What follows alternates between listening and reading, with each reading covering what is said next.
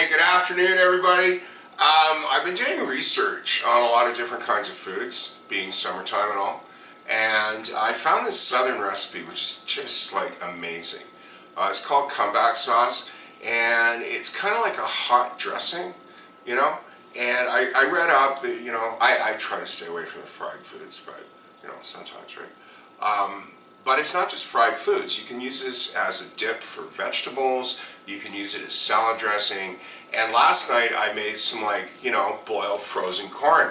And I took a spoon of this and just threw it on. It's like, wow, you know. So if you have any dish where, you know, something a little hot, a little creamy would be good, you know, keep this in mind. Because you can use it for all kinds of stuff. Now, this looks super complicated because of all the ingredients. Here's the list.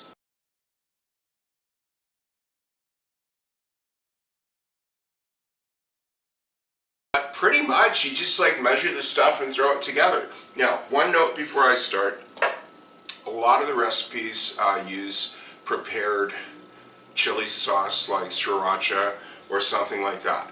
Now, I look at it this way. You've got your mayonnaise component, you got like the ketchup and lemon juice and Worcester, something hot. I'm using my own chili oil because I love it and I always keep it around, and the spices. So if you look at it that way and break it down, you can kind of like swap out what you like to get it to taste just how you want. But if you have made my chili oil, or you've got your own preferred chili oil, or let's say you like a hot wing sauce or something, just swap that out for the hot part and the rest should come out good. And one note before I start, because it's a mayonnaise based sauce, I'm using salad dressing. You can use mayonnaise, whatever you want. Keep it in the fridge, okay? Now, I don't have an exact expiry date on this. Just use your common sense. If it tastes funny, chuck it. I would say probably a week, maybe longer, but I've been kind of motoring through this, so I don't really know because it tastes really good, all right?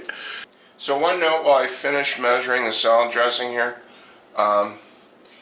is if you find it too hot, okay, or too spicy, don't start again. Just add some more of your base, and that will tone down the flavors.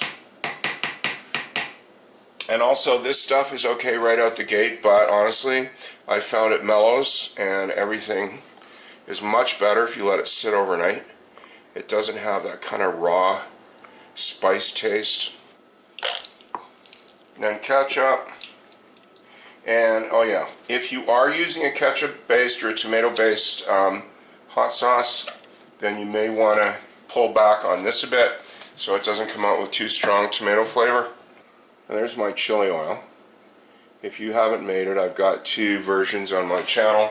A quick one with no candy thermometer and one with. They're both great. Now for the chili oil, just get the oil. Do not put in flakes because that's going to just be way too hot. By all means, use fresh if you've got it. I don't. And an additional note, if you are using mayonnaise instead of salad dressing, you might want to up the lemon juice because the salad dressing is tart to start off with. So that's all the wet stuff.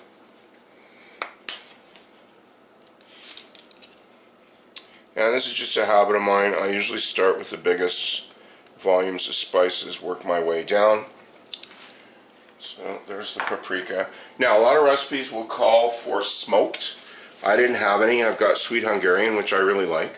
That's up to you. So you got everything in here. Now yes, I could have stopped and stirred between each addition.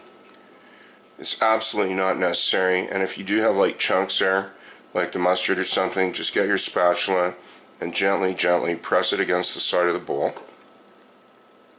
Pick it up from the bottom, turn it over.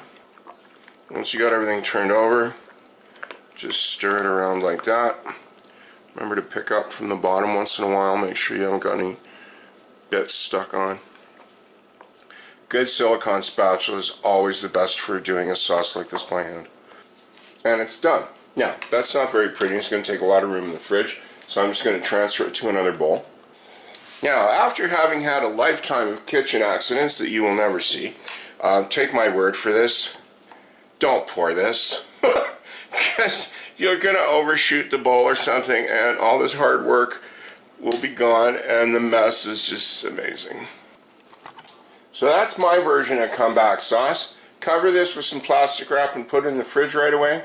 I really do hope you try it. It's that easy to make, and it's really good. So thanks for watching. Hope to see you again.